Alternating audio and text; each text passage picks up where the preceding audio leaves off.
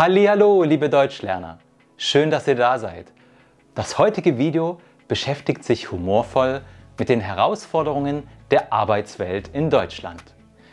Wir begegnen einem Paar, Timo und Susanne, deren Arbeitsalltag extrem unterschiedliche Herausforderungen hat. Susanne arbeitet als Angestellte und hat einen Chef, während Timo selbstständig ist und allein ein kleines Unternehmen führt.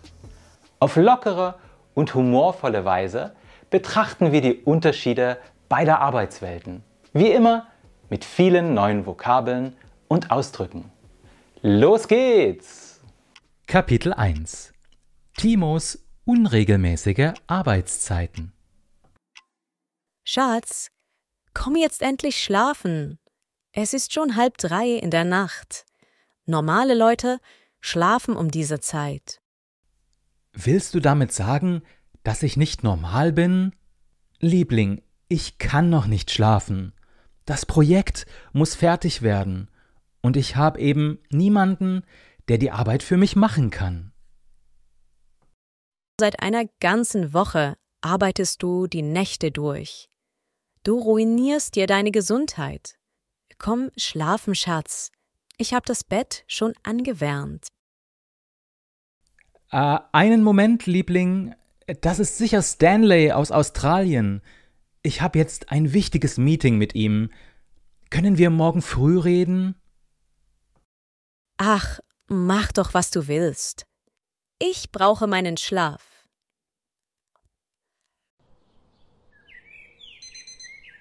Dieser blöde Wecker klingelt wieder viel zu früh. Ich will noch nicht aufstehen. Ich mache mir erstmal einen Kaffee. Was ist denn hier los? Hat hier eine Bombe eingeschlagen? Hier herrscht ja das totale Chaos. Warum steht hier nichts mehr an seinem Platz? 5 schmutzige Kaffeetassen und 3 leere Pizzaschachteln.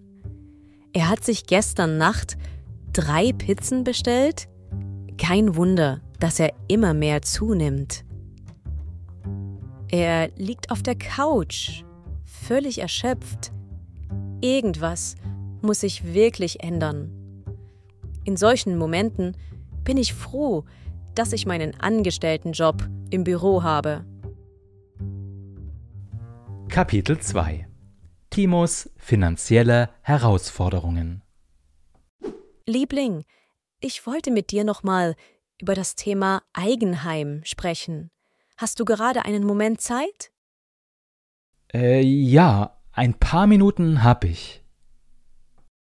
Ich denke, es wäre wirklich besser, wenn wir uns bald ein eigenes Haus oder eine Wohnung kaufen.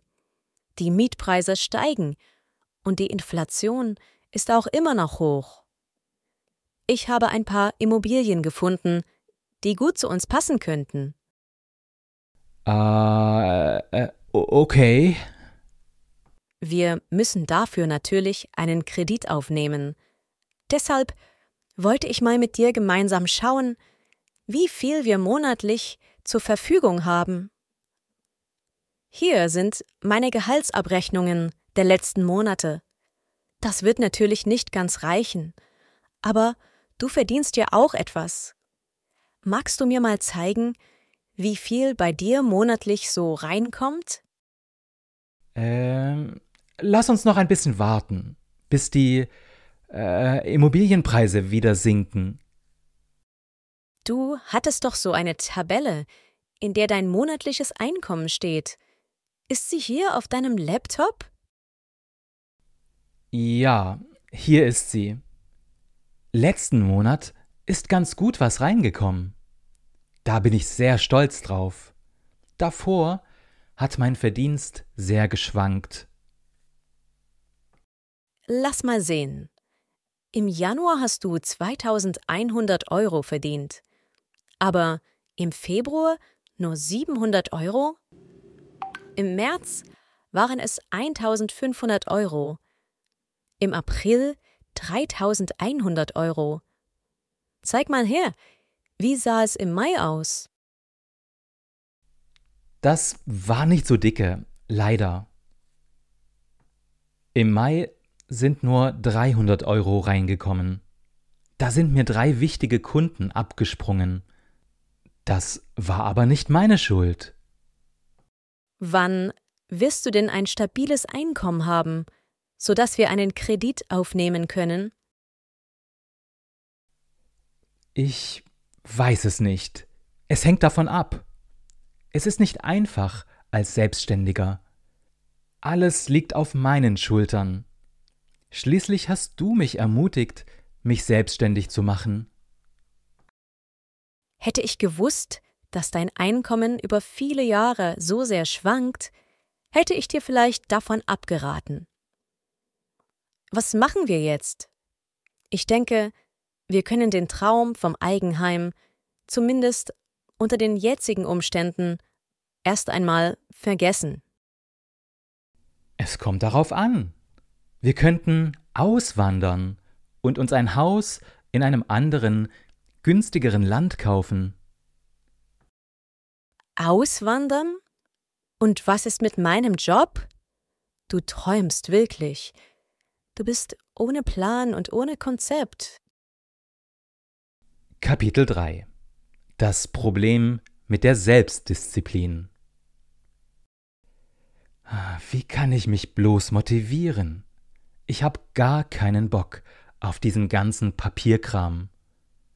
Ich schaue nur eine Folge meiner Lieblingsserie. Danach fange ich mit dem Papierkram an. Warum habe ich nicht ein paar Angestellte, die mir mit dem ganzen Papierkram helfen?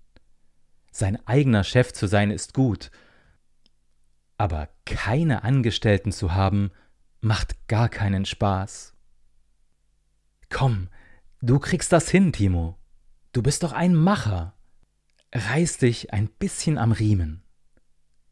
Mal schauen, ob es noch Eis im Kühlschrank gibt.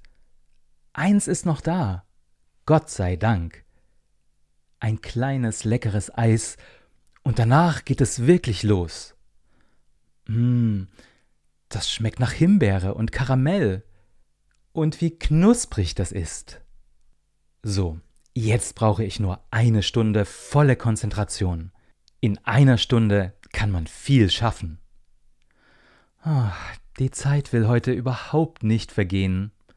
Es sind erst 10 Minuten vergangen. Ein bisschen YouTube wird mich motivieren. Das bringt mich auf das richtige Energielevel. Buchen Sie jetzt Ihre Traumreise und genießen Sie 2 Wochen lang die schönsten Strände Thailands. Bali, Sandstrand am Meer. Timo, du willst doch auch irgendwann einmal auf Bali unter Palmen liegen und Cocktails schlürfen, oder? Also streng dich an und fang endlich an zu arbeiten. Kapitel 4: Wenn die Einsamkeit zum Problem wird. Hallo Timo, hier bin ich. Der neue Tag. Gut geschlafen? Steh auf und nutze mich. Wer spricht da?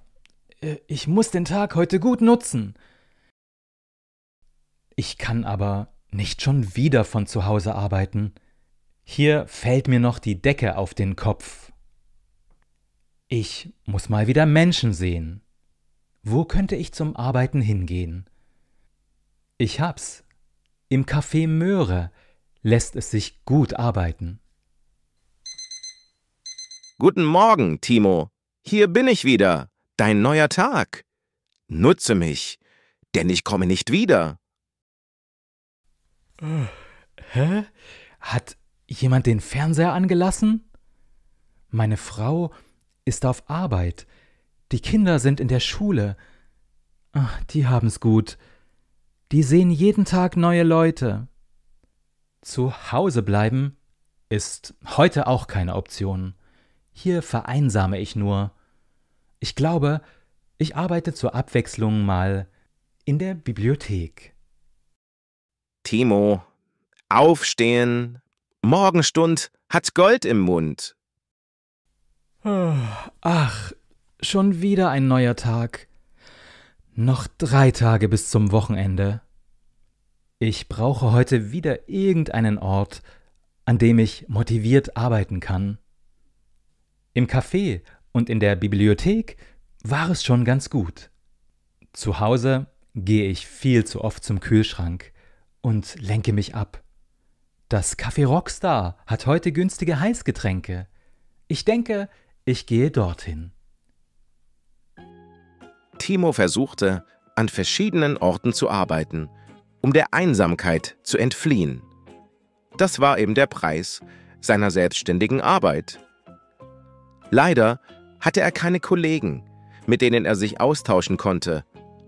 So wurde er an einem Tag auch arbeitend auf einer Parkbank gesehen. An einem anderen Tag arbeitete er sogar im Schuppen zwischen all den Fahrrädern, nur um ein bisschen Abwechslung in seinen Arbeitsalltag zu bringen. Was sagt denn mein Terminkalender? Morgen früh habe ich ein Treffen mit einem wichtigen Kunden. Ich werde ihm mein Produkt so präsentieren, dass er ganz begeistert sein wird. Meine Präsentation jetzt noch einmal zu üben, wäre vielleicht keine schlechte Idee. Wie perfekt wäre es, jetzt einen Kollegen zu haben, mit dem ich alles einmal durchsprechen könnte und der mir Feedback gibt. Aber leider ist niemand da. Sprich doch mit mir. Mein Kaktus kann sprechen? Okay, dann erzähle ich es eben dir. Du hörst mir immer am besten zu. Dieses Produkt ist ideal für den modernen Lebensstil und spart Ihnen wertvolle Zeit. Es vereint fortschrittliche Technologie mit einem benutzerfreundlichen Design. Hey, hast du mir eigentlich zugehört? Oder bist du eingeschlafen? Wie war ich? Komm, sag doch auch mal was. Kapitel 5. Man kann sich seine Kunden nicht aussuchen. Guten Tag, Herr Müller. Schön, dass Sie Zeit gefunden haben. Heute würde ich Ihnen gern mein Angebot ein wenig ausführlicher vorstellen. Ich erkläre Ihnen am besten mal alles rund um das Produkt. Das Finanzielle besprechen wir dann am Ende. Bla bla bla, bla bla bla bla. Aber Herr Müller, ich war doch noch gar nicht fertig mit meiner Präsentation. Lassen Sie mich doch kurz auf die Vorteile eingehen, die mein Produkt im Vergleich zu anderen Produkten hat. Herr Müller, hören Sie mich? Ich glaube, er ist komplett in eine andere Welt abgetaucht. Man kann sich als Selbstständiger seine Kunden eben leider nicht immer aussuchen. Kapitel 6. Was macht Timo, wenn er krank ist? Dieser blöde Virus. Jetzt liege ich schon eine Woche im Bett und konnte nichts für mein Projekt machen. Ich liege weit hinter meinem Zeitplan zurück. Das hilft doch alles nichts, Timo. Krank ist krank. Du musst erstmal richtig gesund werden. Das Projekt muss noch ein wenig warten. Susanne, ich habe keine Zeit, um gesund zu werden. Verstehst du das? Das ist ein Luxus, den du vielleicht hast, weil dein Arbeitgeber dir Geld zahlt, wenn du krank bist. Seit einer Woche habe ich keinen einzigen Cent verdient. Ich fange jetzt an zu arbeiten. Tu es nicht. Du wirst noch eine weitere Woche krank sein, wenn du dich nicht richtig auskurierst. Ach, du machst ja sowieso, was du willst. Ich habe keine meiner Deadlines eingehalten. Warum muss denn ausgerechnet jetzt dieses blöde Telefon klingeln? Wo bleibt mein Projekt? Die Deadline war gestern und ich brauche es dringend.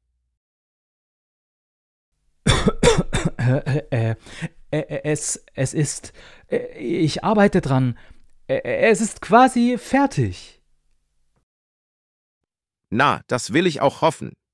Sonst suche ich mir jemand anderen, der sich an Vereinbarungen hält. Oh, der war ja richtig gut gelaunt. Oh Mann, wie soll ich das nur schaffen?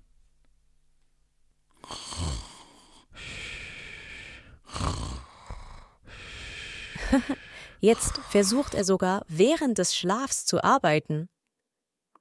Es gehört wohl auch zur Selbstständigkeit dazu, dass man selbst im Schlaf produktiv sein muss. Teil 2. Susanne, angestellt in einem Büro. Kapitel 1. Endlich Feierabend. 5, 4, 3, 2, 1. Feierabend! Das Leben kann beginnen! Ja, das war's für heute. Es ist Punkt 17 Uhr, Freunde. Lasst uns keine Zeit verlieren. Ab nach Hause! Feierabend! Endlich! Wie ich diesen Moment des Tages liebe. Der Chef kann mir mal den Buckel herunterrutschen. Ab jetzt bin ich für ihn telefonisch nicht mehr erreichbar. Haben Sie etwas gesagt? Na, warten Sie. Das wird Folgen haben. Kapitel 2. Susannes ganz alltäglicher Stress. Susanne, du schaffst das. Atme einmal tief durch. Nur noch 500 E-Mails. Dann ist alles wieder im grünen Bereich. Diese E-Mail-Flut bekomme ich in den Griff. Das habe ich gestern auch geschafft. Und vorgestern auch. Oh nein, es werden immer mehr. Was war das schon wieder für ein stressiger Traum? Warum muss ich immer am Montag von meiner Arbeit träumen?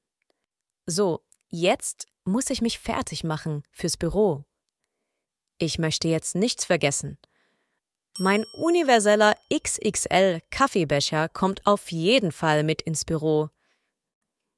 Und mein schönes Nackenkissen ist auch unverzichtbar, denn ich will ja auch mal am Schreibtisch ein kleines Nickerchen machen. Meine Notfallschokolade darf natürlich auch nicht fehlen. Die hilft sehr gut gegen schlecht gelaunte Chefs oder Computer, die nicht funktionieren. Und natürlich mein Stressball. Seine Farbe ähnelt ein wenig der Gesichtsfarbe meines Chefs, was beim Stressabbau natürlich auch hilft. Die Popcornmaschine darf natürlich auch nicht fehlen, für die spontanen Büropartys mit den Kollegen. Kapitel 3. Den Chef kann man sich nicht aussuchen. Guten Morgen, liebes Team. Heute möchte ich gerne eure Meinung zu unseren aktuellen Projekten hören. Was können wir verbessern? Nehmt kein Blatt vor den Mund. Ich schätze eure Impulse sehr. Danke, Herr Meier. Ich denke, wir könnten den Prozess der Kundenbetreuung noch sehr verbessern, indem wir… Ja, interessant, Susanne. Aber ich glaube, wir sollten uns auf Wichtigeres konzentrieren. Unsere PowerPoint-Vorlagen brauchen dringend ein neues Design.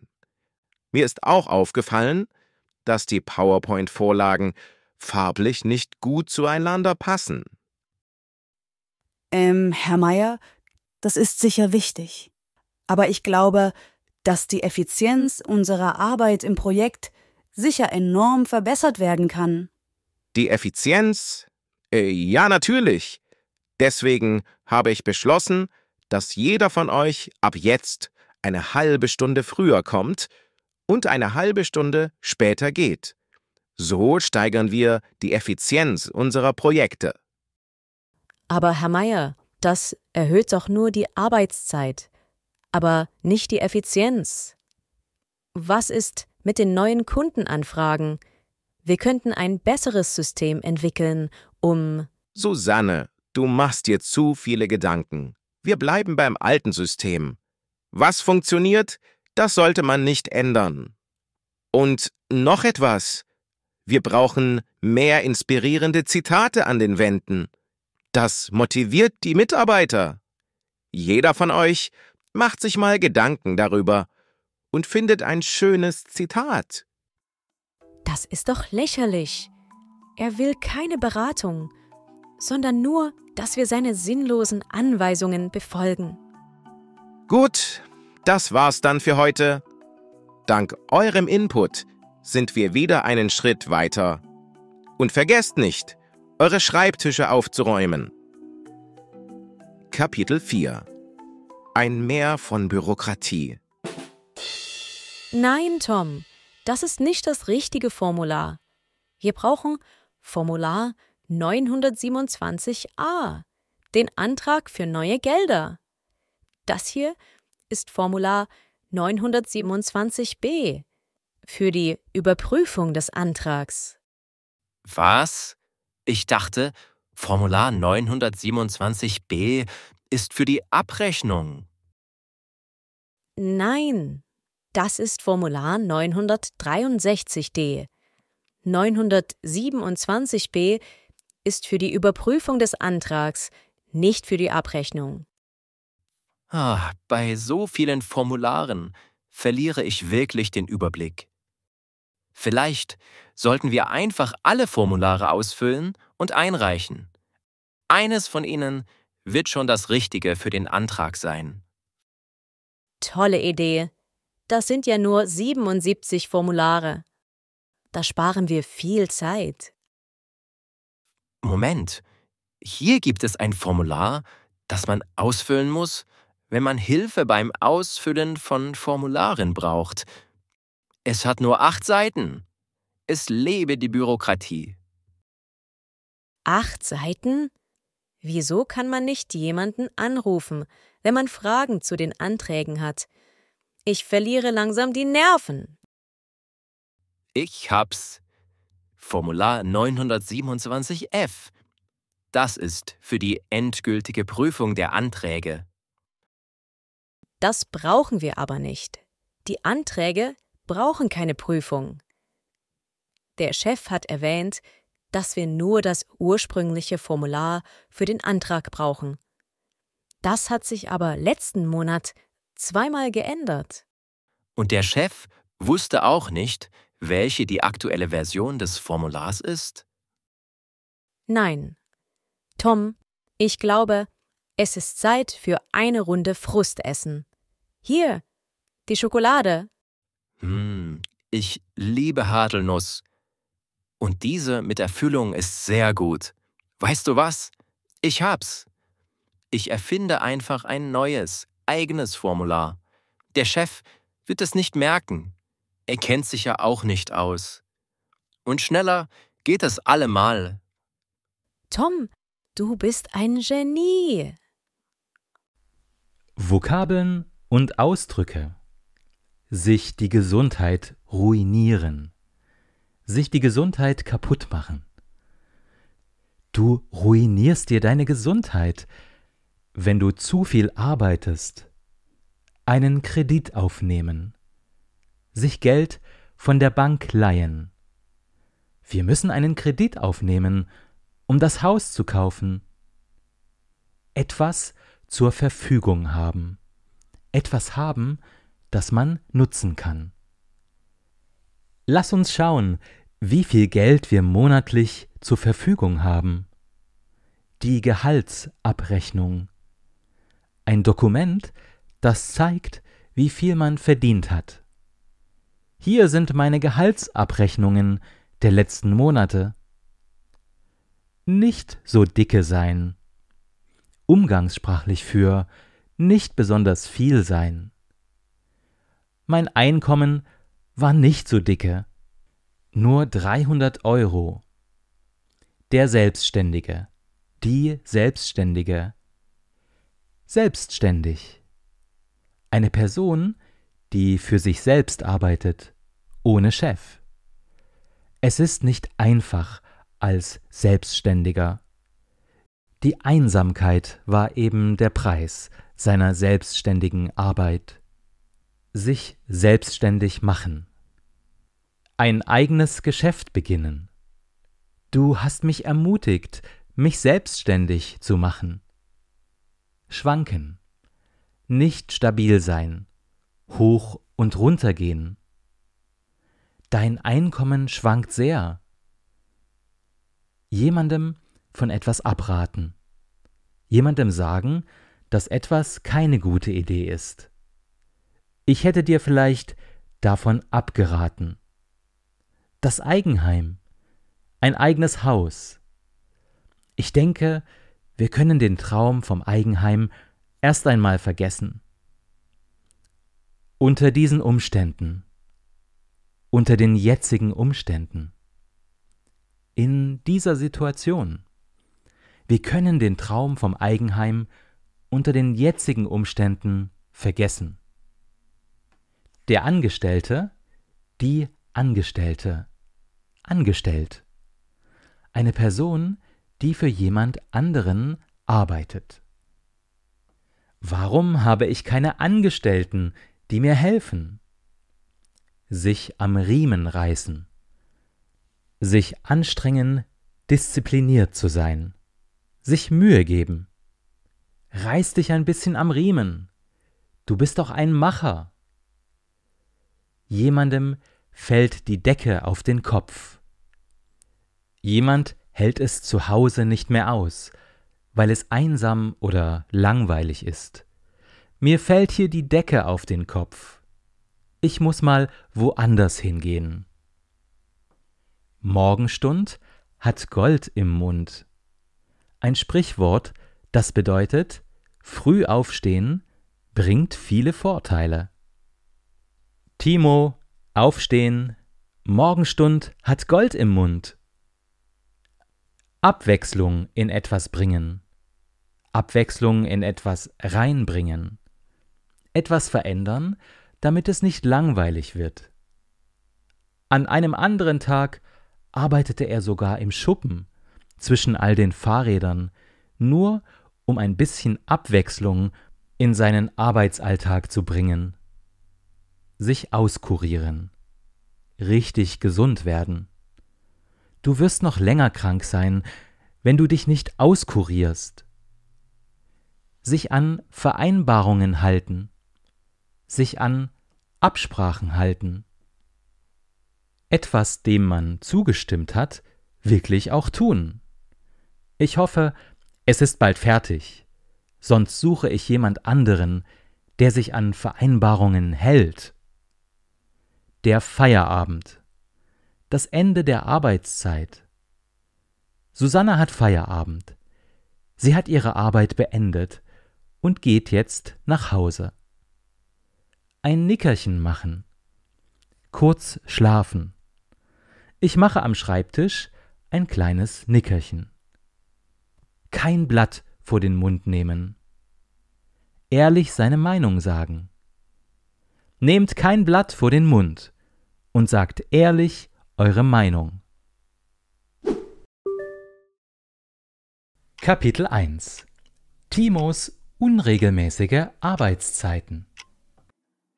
Schatz, komm jetzt endlich schlafen. Es ist schon 2:30 in der Nacht.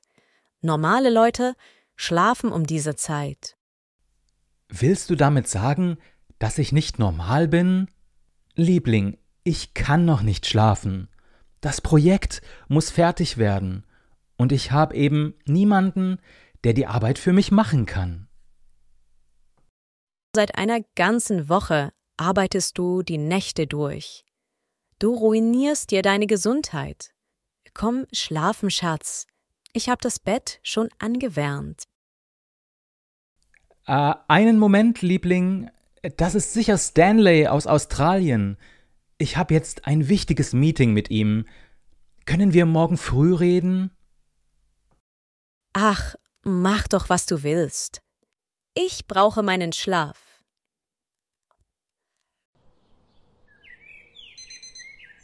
Dieser blöde Wecker klingelt wieder viel zu früh. Ich will noch nicht aufstehen. Ich mach mir erst mal einen Kaffee. Was ist denn hier los? Hat hier eine Bombe eingeschlagen? Hier herrscht ja das totale Chaos. Warum steht hier nichts mehr an seinem Platz? 5 schmutzige Kaffeetassen und 3 leere Pizzaschachteln. Er hat sich gestern Nacht 3 Pizzen bestellt? Kein Wunder, dass er immer mehr zunimmt. Er liegt auf der Couch, völlig erschöpft. Irgendwas muss sich wirklich ändern. In solchen Momenten bin ich froh, dass ich meinen Angestelltenjob im Büro habe. Kapitel 2: Timos finanzielle Herausforderungen. Liebling, ich wollte mit dir nochmal über das Thema Eigenheim sprechen. Hast du gerade einen Moment Zeit? Ja, ein paar Minuten hab ich. Ich denke, es wäre wirklich besser, wenn wir uns bald ein eigenes Haus oder eine Wohnung kaufen. Die Mietpreise steigen und die Inflation ist auch immer noch hoch. Ich habe ein paar Immobilien gefunden, die gut zu uns passen könnten. Okay. Wir müssen dafür natürlich einen Kredit aufnehmen. Deshalb wollte ich mal mit dir gemeinsam schauen, wie viel wir monatlich zur Verfügung haben. Hier sind meine Gehaltsabrechnungen der letzten Monate. Das wird natürlich nicht ganz reichen, aber du verdienst ja auch etwas. Magst du mir mal zeigen, wie viel bei dir monatlich so reinkommt? Lass uns noch ein bisschen warten, bis die Immobilienpreise wieder sinken. Du hattest doch so eine Tabelle, in der dein monatliches Einkommen steht. Ist sie hier auf deinem Laptop? Ja, hier ist sie. Letzten Monat ist ganz gut was reingekommen. Da bin ich sehr stolz drauf. Davor hat mein Verdienst sehr geschwankt. Lass mal sehen. Im Januar hast du 2.100 € verdient. Aber im Februar nur 700 €? Im März waren es 1.500 €. Im April 3.100 €. Zeig mal her, wie sah es im Mai aus? Das war nicht so dicke, leider.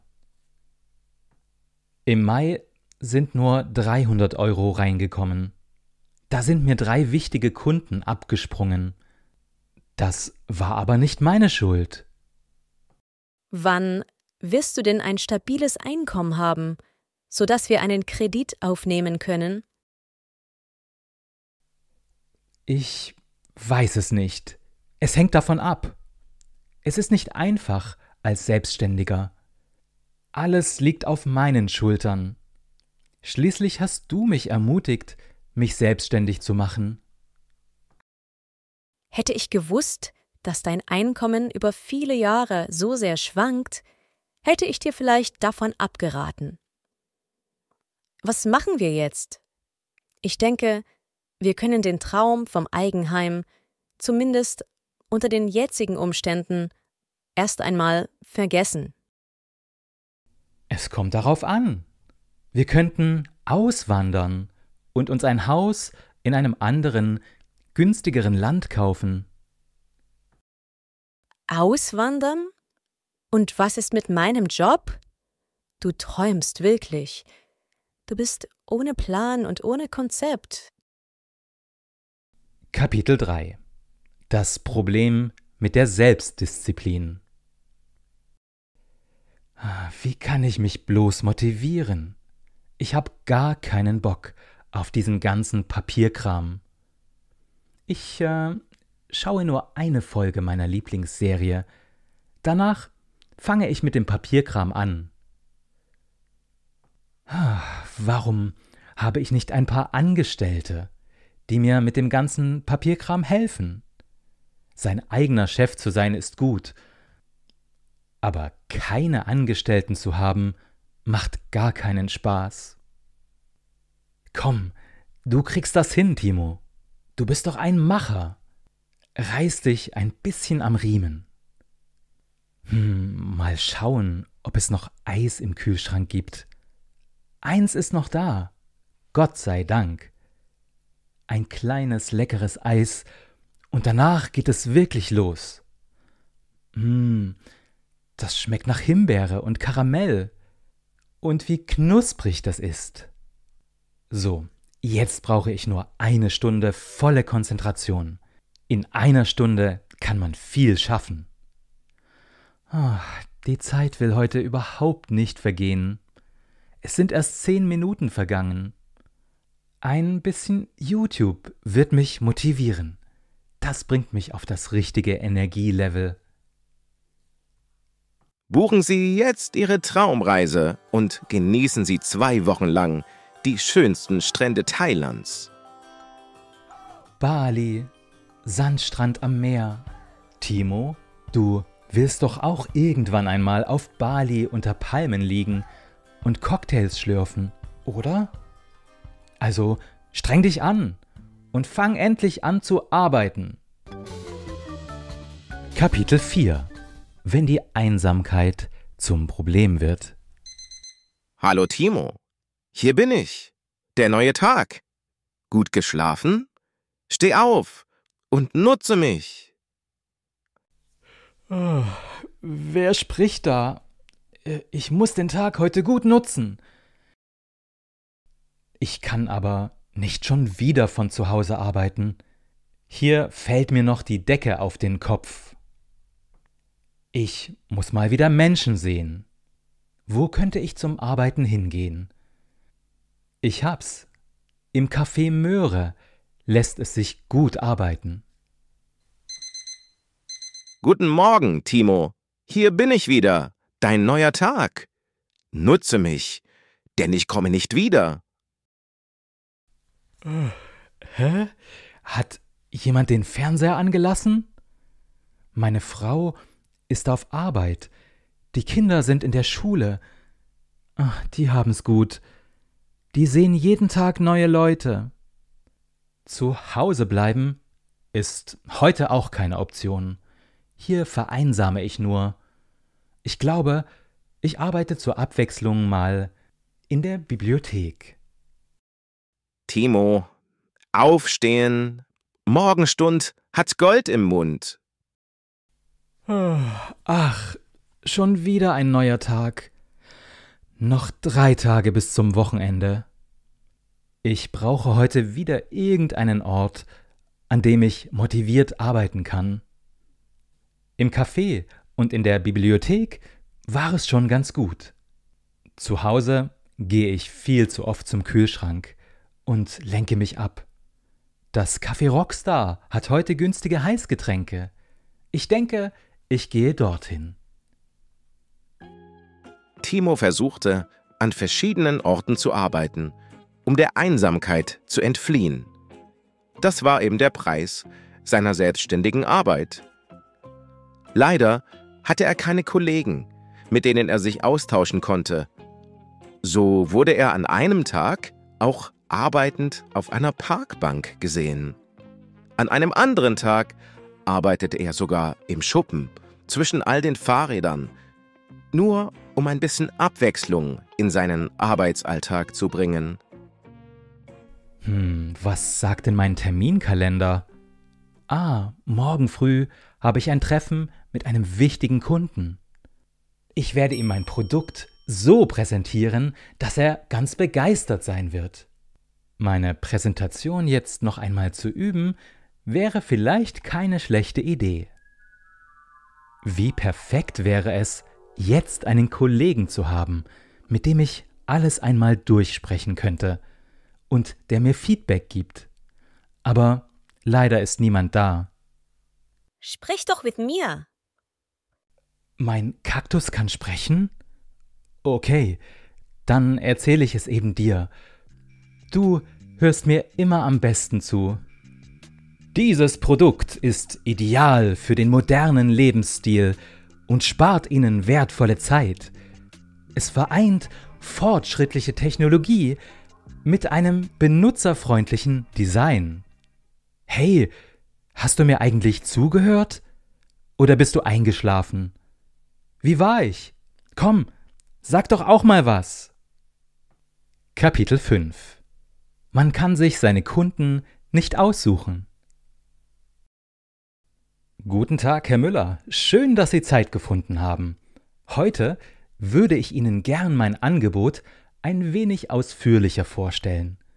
Ich erkläre Ihnen am besten mal alles rund um das Produkt. Das Finanzielle besprechen wir dann am Ende. Bla bla bla, bla bla bla bla. Aber Herr Müller, ich war doch noch gar nicht fertig mit meiner Präsentation. Lassen Sie mich doch kurz auf die Vorteile eingehen, die mein Produkt im Vergleich zu anderen Produkten hat. Herr Müller, hören Sie mich? Ich glaube, er ist komplett in eine andere Welt abgetaucht. Man kann sich als Selbstständiger seine Kunden eben leider nicht immer aussuchen. Kapitel 6. Was macht Timo, wenn er krank ist? Dieser blöde Virus. Jetzt liege ich schon eine Woche im Bett und konnte nichts für mein Projekt machen. Ich liege weit hinter meinem Zeitplan zurück. Das hilft doch alles nichts, Timo. Krank ist krank. Du musst erstmal richtig gesund werden. Das Projekt muss noch ein wenig warten. Susanne, ich habe keine Zeit, um gesund zu werden. Verstehst du das? Das ist ein Luxus, den du vielleicht hast, weil dein Arbeitgeber dir Geld zahlt, wenn du krank bist. Seit einer Woche habe ich keinen einzigen Cent verdient. Ich fange jetzt an zu arbeiten. Tu es nicht. Du wirst noch eine weitere Woche krank sein, wenn du dich nicht richtig auskurierst. Ach, du machst ja sowieso, was du willst. Ich habe keine meiner Deadlines eingehalten. Warum muss denn ausgerechnet jetzt dieses blöde Telefon klingeln? Wo bleibt mein Projekt? Die Deadline war gestern. Und ich brauche es dringend.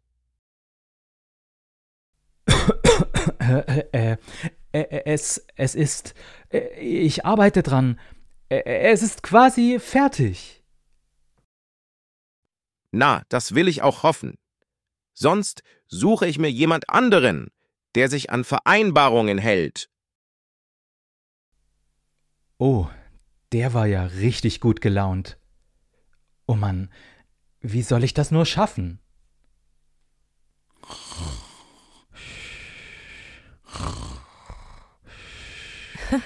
Jetzt versucht er sogar während des Schlafs zu arbeiten. Es gehört wohl auch zur Selbstständigkeit dazu, dass man selbst im Schlaf produktiv sein muss. Teil 2. Susanne, angestellt in einem Büro. Kapitel 1. Endlich Feierabend. 5, 4, 3, 2, 1. Feierabend! Das Leben kann beginnen! Ja, das war's für heute. Es ist Punkt 17 Uhr, Freunde. Lasst uns keine Zeit verlieren. Ab nach Hause! Feierabend! Endlich!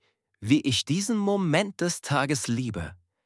Der Chef kann mir mal den Buckel herunterrutschen. Ab jetzt bin ich für ihn telefonisch nicht mehr erreichbar. Haben Sie etwas gesagt? Na, warten Sie.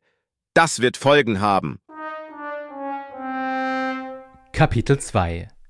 Susannes ganz alltäglicher Stress. Susanne, du schaffst das. Atme einmal tief durch. Nur noch 500 E-Mails. Dann ist alles wieder im grünen Bereich. Diese E-Mail-Flut bekomme ich in den Griff.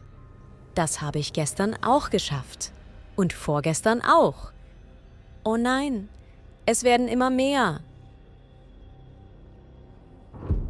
Was war das schon wieder für ein stressiger Traum? Warum muss ich immer am Montag von meiner Arbeit träumen? So, jetzt muss ich mich fertig machen fürs Büro. Ich möchte jetzt nichts vergessen. Mein universeller XXL Kaffeebecher kommt auf jeden Fall mit ins Büro. Und mein schönes Nackenkissen ist auch unverzichtbar, denn ich will ja auch mal am Schreibtisch ein kleines Nickerchen machen. Meine Notfallschokolade darf natürlich auch nicht fehlen. Die hilft sehr gut gegen schlecht gelaunte Chefs oder Computer, die nicht funktionieren.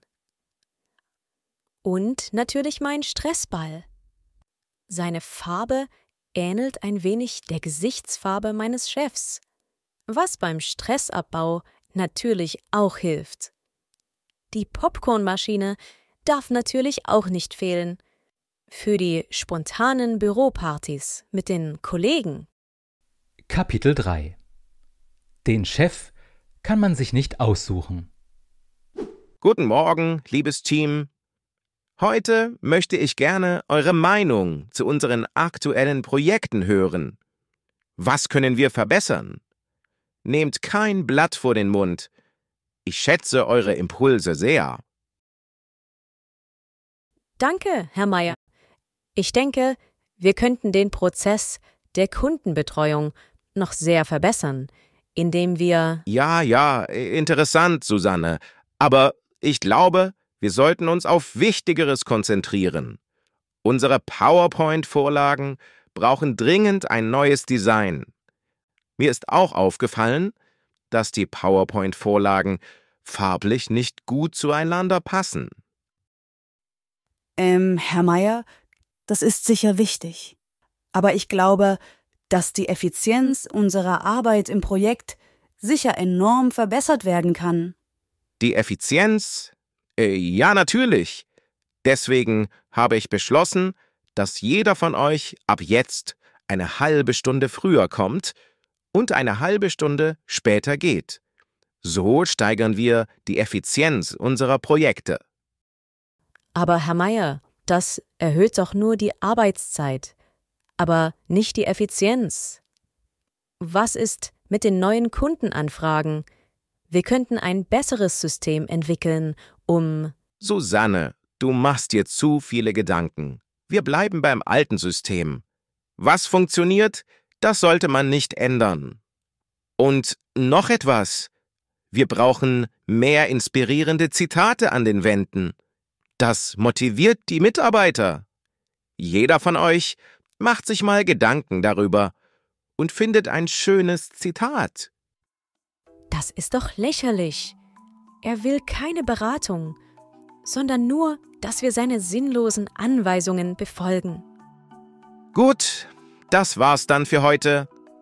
Dank eurem Input sind wir wieder einen Schritt weiter. Und vergesst nicht, eure Schreibtische aufzuräumen. Kapitel 4 Ein Meer von Bürokratie. Nein, Tom, das ist nicht das richtige Formular. Wir brauchen Formular 927a, den Antrag für neue Gelder. Das hier ist Formular 927b für die Überprüfung des Antrags. Was? Ich dachte, Formular 927b ist für die Abrechnung. Nein, das ist Formular 963d. 927b ist für die Überprüfung des Antrags, nicht für die Abrechnung. Bei so vielen Formularen verliere ich wirklich den Überblick. Vielleicht sollten wir einfach alle Formulare ausfüllen und einreichen. Eines von ihnen wird schon das Richtige für den Antrag sein. Tolle Idee. Das sind ja nur 77 Formulare. Da sparen wir viel Zeit. Moment, hier gibt es ein Formular, das man ausfüllen muss, wenn man Hilfe beim Ausfüllen von Formularen braucht. Es hat nur 8 Seiten. Es lebe die Bürokratie. 8 Seiten? Wieso kann man nicht jemanden anrufen, wenn man Fragen zu den Anträgen hat? Ich verliere langsam die Nerven. Ich hab's. Formular 927f. Das ist für die endgültige Prüfung der Anträge. Das brauchen wir aber nicht. Die Anträge brauchen keine Prüfung. Der Chef hat erwähnt, dass wir nur das ursprüngliche Formular für den Antrag brauchen. Das hat sich aber letzten Monat zweimal geändert. Und der Chef wusste auch nicht, welche die aktuelle Version des Formulars ist? Nein. Tom, ich glaube, es ist Zeit für eine Runde Frustessen. Hier, die Schokolade. Ich liebe Haselnuss. Und diese mit der Füllung ist sehr gut. Weißt du was? Ich hab's. Ich erfinde einfach ein neues, eigenes Formular. Der Chef wird es nicht merken. Er kennt sich ja auch nicht aus. Und schneller geht es allemal. Tom, du bist ein Genie.